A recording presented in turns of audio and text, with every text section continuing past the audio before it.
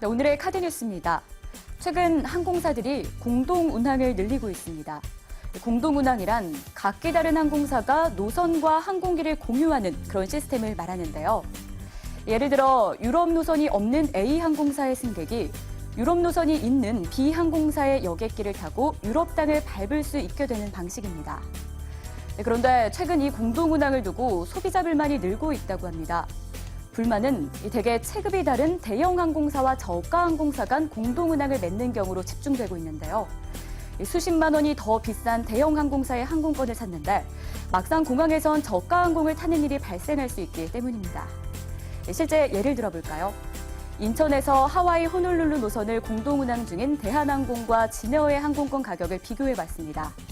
이번 주 토요일인 6일에 출발해 10일 돌아오는 일정을 각사 사이트에서 검색했더니 가격 차이가 무려 2배 이상 나는 것을 확인할 수 있었습니다.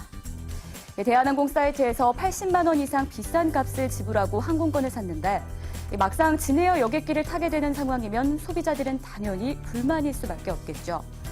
상대적으로 좁은 좌석과 부족한 기내식 등의 서비스는 그대로 승객의 몫으로 남기 때문입니다. 그런데 항공사들은 사전에 고지한 만큼 법적으로 전혀 문제될 게 없다라는 입장입니다. 항공권을 예약할 때 여객기가 바뀔 수 있다는 정보를 기입하고 있다는 이유에서인데요.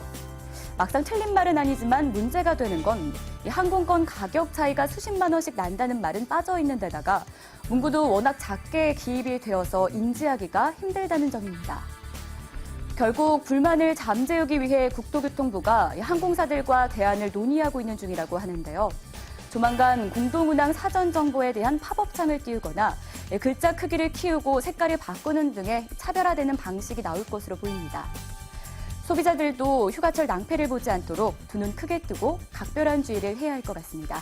지금까지 TV로 보는 카드뉴스였습니다.